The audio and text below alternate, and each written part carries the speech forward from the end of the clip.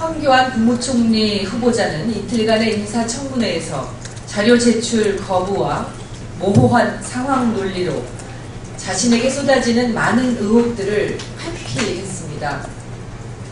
인사청문위원들의 날카로운 질문을 요리조리 피해가는 황 후보자의 변명은 인사청문회의 취지를 조롱하는 것처럼 보였습니다.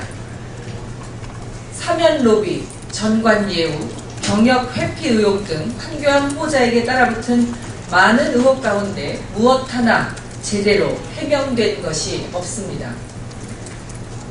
오늘 최고위원회의에서는 제기된 많은 의혹들의 엄중성에 비추어 볼 때 무엇 하나 속 시원하게 해명하지 못하는 황교안 후보자가 과연 국정을 이끌 자격이 있는지 심각하게 검토했습니다. 특히 후보자가 제출한 이른바 19금 수임 가운데 사면 관련 자문이 포함되어 있었던 것으로 드러났습니다. 대체 사면 절차에 관해서 변호사의 자문이 필요한 일이 무엇이란 말입니까? 특별사면과 관련해 사실상 청탁을 벌인 것이 아닌가 하는 의혹을 할 수밖에 없습니다. 황 후보자가 직접 자문 의뢰인이 누군지를 당당하게 밝히고 위법 사실이 없음을 입증하지 않는다면 의혹은 더욱 커질 것입니다. 법 지식을 변명의 수단으로 삼는 사람을 부정부패를 척결할 적임자라고 하는 대통령의 판단에 도무지 공감하기 어렵습니다. 집권 후반기를 향해 가는 박근혜 정부에 대한 지적과 비판을 법으로 억누르기 위해서 황교안 후보자를 내세웠다고 판단할 수밖에 없습니다. 결국 황교안 후보자는 법치를 바로 세우기 위해서가 아니라 공안 통치를 위해서 내세운 공안총리 후보자가 분명해 보입니다. 그러나 공안총리로는 박근혜 정부의 무능력과 무책임을 감출 수 없을 것이라는 점을 분명하게 경고합니다.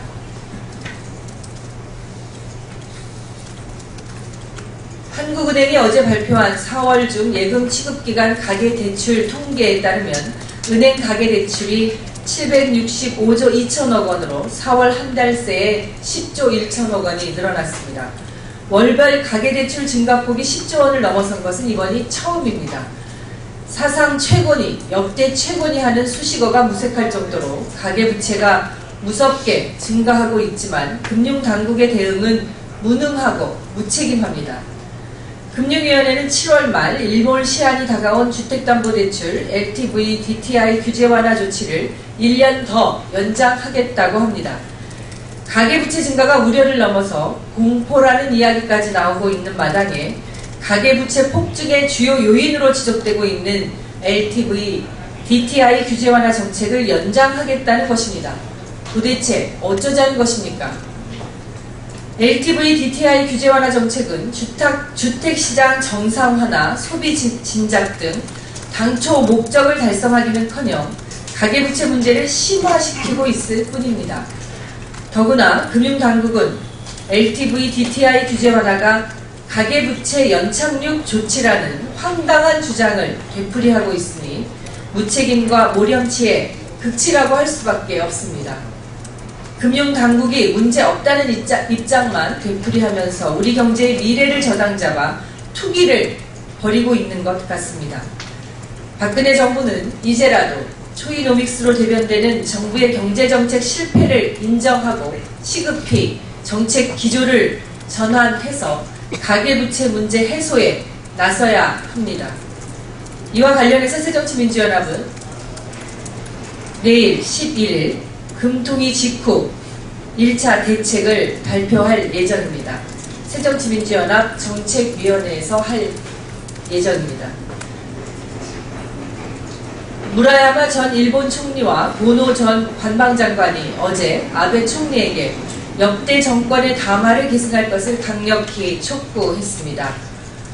무라야마 전 총리는 일본의 침략, 식민 지배는 사실이라고 강조했고 고노 전 장관은 생존자들에게 속죄의 마음을 보여줄 생각을 해야 한다고 했습니다. 일본 지식인 281명이 위안부 문제에 대한 사죄와 반성을 촉구한 데 이어서 무라야마 담화와 고노 담화의 주역들이 나서서 아베 총리의 왜곡된 역사인식을 지적하고 잘못된 행태를 공개적으로 비판했다는 점에서 의미가 깊다고 하겠습니다. 아베 총리는 역대 정권의 담화에서 후퇴하지 말라는 두 원로 정치인의 지적을 귀담아 듣고 겸허하게 받아들여야 합니다. 자국의 지식인들조차 인정하지 않는 삐뚤어진 역사인식을 내려놓고 위안부 문제를 비롯한 과거사에 대해서 분명하게 사죄하고 반성해야 합니다. 아베 총리의 분명한 사죄와 반성을 통해서 우리 국민과 전 세계가 일본의 양심과 지성을 확인할 수 있게 되기를 기대하고 촉구합니다. 오늘은 6월 민주항쟁 28주년을 맞는 날입니다. 28년 전 오늘 이 나라 민주주의 역사가 새로 시작되었습니다.